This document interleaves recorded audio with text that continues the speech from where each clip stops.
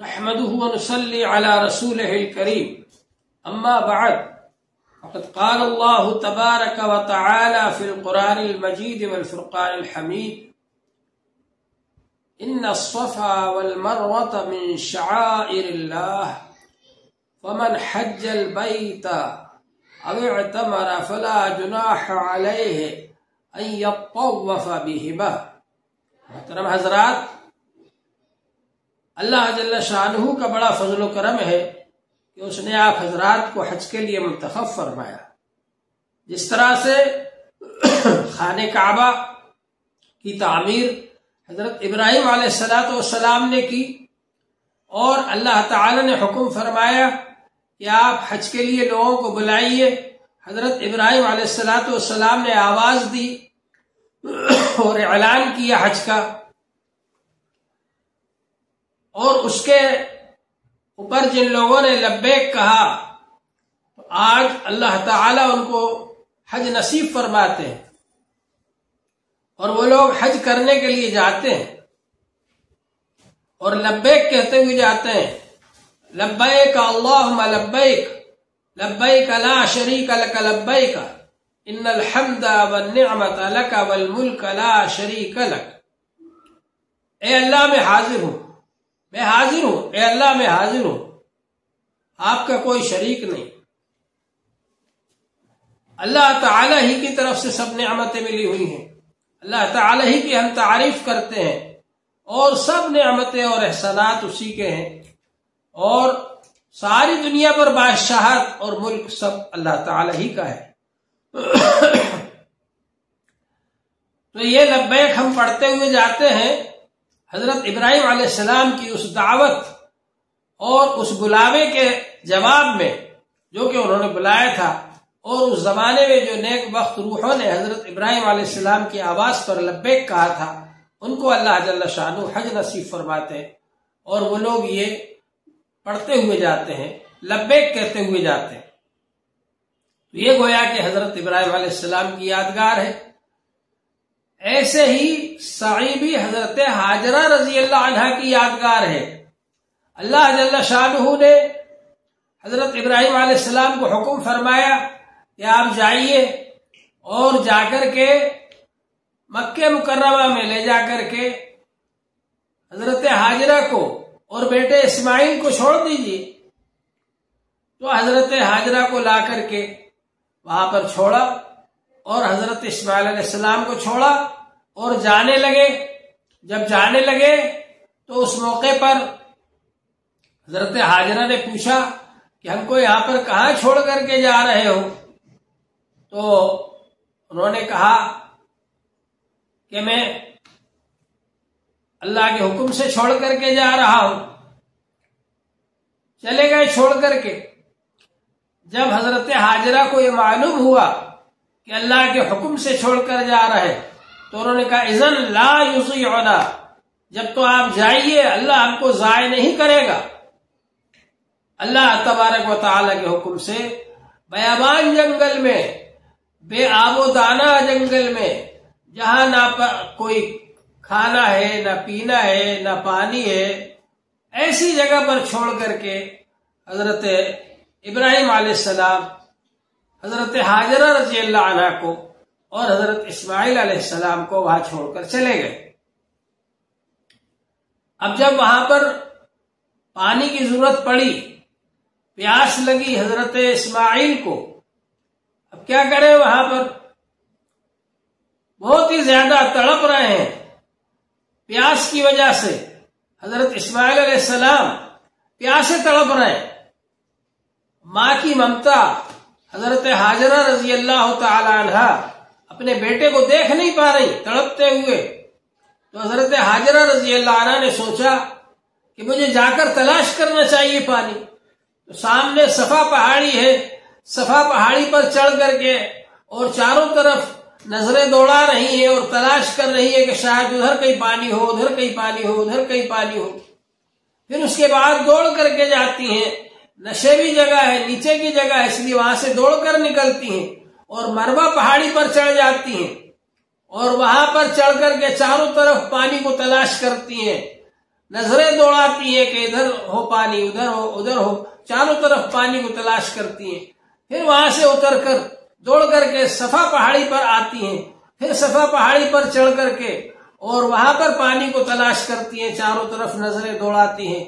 اس طرح سے حضرت ہاجرہ رضی اللہ تعالی عنہ نے 7 چکر لگائے، اور اس کے بعد اللہ تعالی کی رحمت جوش میں آئی، اور اللہ تبارک و تعالی نے حضرت اسماعیل علیہ السلام جو پانی سے تڑپ رہے تھے ان کے قدموں کے نیچے سے زمزم شریف کا فوارہ جاری فرما دیا.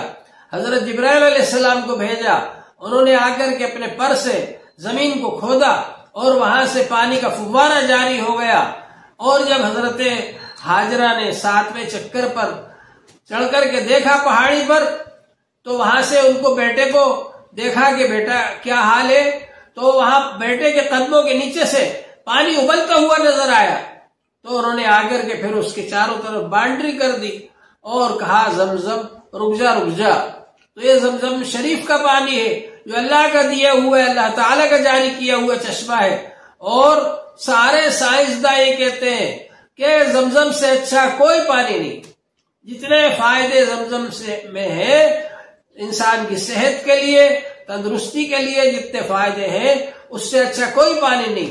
اور حضور پاک صلی اللہ علیہ وسلم نے ارشاد فرمایا ماء زمزم لما شرب لہ، جس مقصد کے لیے زمزم شریف کا پانی پیا جائے گا اس میں کامیابی ہوگی.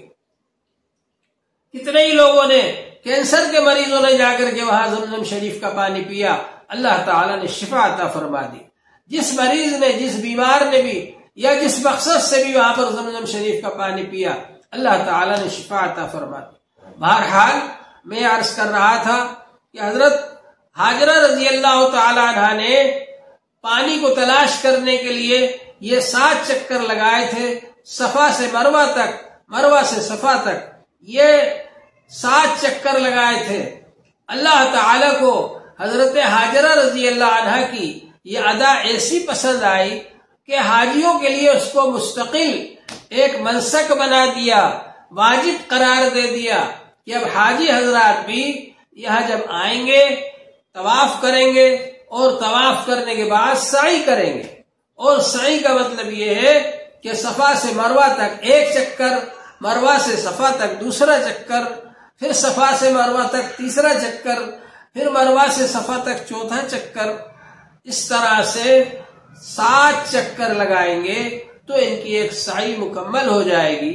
اور یہ سعی کرنا واجب ہے، سعی کے معنی دوڑنے کے ہیں. اس طرح سے 7 چکر لگائیں گے.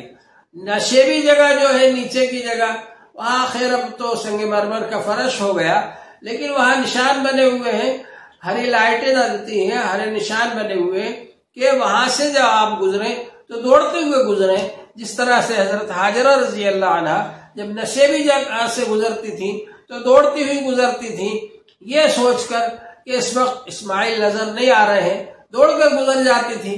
پھر جب صفا پہاڑی پر چڑھ گئی یا مروہ پہاڑی پر چڑھ گئی تو وہاں سے بچہ بھی نظر آ رہا ہے اور چاروں طرف پانی بھی تلاش کر رہی. تو بہرحال یہ صفا مروہ کی سعی یہ حضرت ہاجرہ رضی اللہ تعالیٰ عنہ کی یادگار ہے. کتنی مبارک ہے، کتنی عظمت اور بزرگی والی ہے وہ خاتون کہ اللہ جل شانہ نے ان کے اس عمل کی یادگار میں مستقل حاجیوں کے لیے سعی کو واجب قرار دیا. تو بہرحال یہ سعی ہے. اور ایک اور واقعہ پیش آیا کہ بعد میں کافروں کے زمانے میں یہ ہوا کہ ایک مرد ایک عورت نے خانہ کعبہ میں زنا کیا تو وہ پتھر کے بن گئے. ان پتھروں کو کافروں نے لا کر کے ایک کو صفا پر ایک کو مروہ پر رکھ دیا. اللہ تبارک و تعالی نے جب اسلام کو بھیجا، حضور پاک صلی اللہ علیہ وسلم تشریف لائے، تو اس وقت صفا مروہ کی سعی کرنے کو کچھ حضرات برا سمجھتے تھے، کیونکہ وہاں پر کافروں نے وہ پتھر رکھ دیے تھے جو کہ گناہگار لوگ خانہ کعبہ میں بدکاری کرتے ہوئے پتھر بن گئے تھے، ان کے پتھروں کو وہاں پر رکھ دیا تھا. تو اس وجہ سے کچھ حضرات یہ سعی کرنے کو برا سمجھتے تھے. تو اللہ جل شانہ نے قرآن پاک کے اندر آیت نازل فرمائی، ان الصفا والمروہ من شعائر اللہ. صفا پہاڑی، مروا پہاڑی، یہ تو اللہ کی نشانیاں ہیں، اللہ تعالی کی نشانیوں کے درجے میں ہے یہ. لہذا فمن حج البیت او اعتمر فلا جناح علیہ ان یطوف بہما، جو حج کرنے کے لیے آئے، عمرہ کرنے کے لیے آئے، تو ان کا چکر لگانے میں اور سعی کرنے میں کوئی حرج کی بات نہیں ہے کہ صفا سے مروا تک، مروا سے صفا تک، پھر صفا سے مروا تک، پھر مروا سے صفا تک، اس طرح 7 چکر لگا کر سعی کرنے میں کوئی حرج کی بات نہیں. تو اللہ جل شانہ نے اس بات کی نفی کر دی، اس بات کو ختم کر دیا جو کہ لوگ اپنے ذہن میں جمائے ہوئے تھے کہ یہاں پر ان پتھروں کو رکھ دیا گیا ہے جو بدکار مرد و عورت پتھر بن گئے تھے، ان کو لا کر صفا پہاڑی پر اور مروا پہاڑی پر رکھ دیا گیا ہے، تو ان کے چکر ہم کیسے لگائیں. اس بات کو ختم کر دیا گیا کہ اصل یادگار تو یہ حضرت ہاجرہ رضی اللہ تعالیٰ عنہ کی ہے، اور صفا اور مروا تو اللہ کی نشانیاں ہیں، اللہ تبارک و تعالیٰ کی پیاری پہاڑیاں ہیں یہ. تو وہاں پر اللہ تعالیٰ نے جو حکم فرمایا اس کو انجام دینے میں کوئی حرج کی بات نہیں ہے. تو بہرحال میں عرض یہ کر رہا تھا کہ جس طرح سے کہ حج کے اندر 3 فرض ہیں، ایک فرض تو یہ ہے کہ آپ احرام باندھ کر جائیں، ایک فرض یہ ہے کہ میدان عرفات میں آپ جائیں اور 9 تاریخ کے زوال سے لے کر کے غروب آفتاب کے بعد تک آپ میدان عرفات میں رہیں، یہ فرض ہے. اسی طرح طواف زیارت فرض ہے. یہ 3 فرض ہیں، اور اس کے علاوہ مزدلفہ میں ٹھہرنا یہ واجب ہے. جب آپ 9 تاریخ کو میدان عرفات سے روانہ ہوں گے غروب آفتاب کے بعد، تو آپ مزدلفہ میں رات گزاریں گے، اور 10 تاریخ کو سورج نکلنے کے بعد مزدلفہ سے آپ واپس جائیں گے منا کے لیے. یہ وقوف مزدلفہ واجب ہے، اور شیطان کو کنکری مارنا یہ واجب ہے، اور قربانی کرنا یہ واجب ہے، اور پھر بال کٹانا یہ واجب ہے، یا بال مونڈنا یا کٹانا. تو یہ واجبات کے درجے میں وہ طواف وداع، رخصت ہوتے وقت، واپس جاتے وقت طواف وداع کرنا یہ واجب ہے. اسی طرح سے سعی کرنا یہ واجب ہے. طواف زیارت آپ کریں گے، اس کے بعد سعی کریں گے آپ. ایسا طواف جس کے بعد سعی ہے، اس طواف میں شروع کے 3 چکروں کے اندر استباع کریں گے اور رمل کریں گے. استباع کا مطلب یہ ہے کہ جو چادر آپ نے اوپر اوڑھ رکھی ہے، اس چادر کو دائیں کندھے کے نیچے سے نکال کر بائیں کندھے پر ڈالیں گے، یہ استباع ہے. اس طرح سے استباع کریں گے. یہ دایاں کندھا آپ کا کھلا رہنا ہے. شروع کے 3 چکروں میں استباع کرنا یہ سنت ہے اس طواف کے اندر جس طواف کے بعد سعی کی جائے. تو یہ استباع کریں گے. اور دوسرے یہ کہ ان شروع کے 3 چکروں کے اندر رمل کریں گے. رمل کا مطلب اکڑ کر چلیں گے. جب صحابہ کرام مدینہ منورہ سے آئے حج کرنے کے لیے، تو ان کو دیکھ کر مکے کے کافروں نے یہ کہا، ارے مدینہ کے بخار نے ان لوگوں کو تو کمزور کر دیا، لاغر کر دیا، یہ کہا ہمارا مقابلہ کر سکتے. تو حضور پاک صلی اللہ علیہ وسلم نے صحابہ کرام سے فرمایا کہ اکڑ کر چلو، رمل کرو. تو شروع کے 3 چکروں میں رمل کرنا سنت، شروع کے 3 چکروں میں استباع کرنا سنت، اس طواف کے اندر جس طواف کے بعد سعی ہے. اور طواف کے بعد میں 2 رکعت نماز واجب الطواف پڑھنا، واجب ہے وہ 2 رکعت نماز پڑھنا. اور اچھا یہ ایسی جگہ پر پڑھے خانہ کعبہ میں کہ مقام ابراہیم سامنے ہو. مقام ابراہیم وہ پتھر ہے جس پر کھڑے ہو کر حضرت ابراہیم علیہ السلام خانہ کعبہ کو تعمیر کر رہے تھے.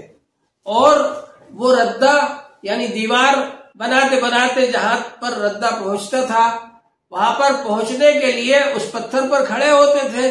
اس پتھر کی یہ خاص بات تھی، خصوصیت تھی کہ حضرت ابراہیم علیہ السلام اس پر کھڑے ہو جاتے گارا مٹی لے کر کے، اور وہ پتھر خود بخود اوپر اٹھ جاتا تھا، یا قواعد پتھروں کو، جو پتھر وہاں جمانا ہوتے تھے، جو اینٹیں وہاں جمانا ہوتی تھی، ان کو ہاتھ میں لے کر اور گارا مٹی کو لے کر جب آپ اس پتھر پر کھڑے ہو جاتے تھے تو وہ پتھر خود بخود اونچا ہو جاتا تھا، اور جہاں پر آپ کو لے جا کر اس کو رکھنا ہے، اس اینٹ یا پتھر کو، اور جہاں پر آپ کو لے جا کر کے اس گارے کو لگانا ہے، مٹی کو، وہاں پر آپ کو اٹھا کر وہ پتھر لے جاتا تھا۔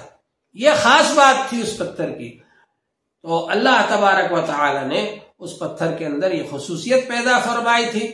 اس پتھر کو ایک خاص چیز کے اندر، جو کہ کانچ کی اور سونے کی بنا ہوا ہے فریم، اس کے اندر اس کو رکھ دیا گیا ہے، اس کو مقام ابراہیم کہتے ہیں۔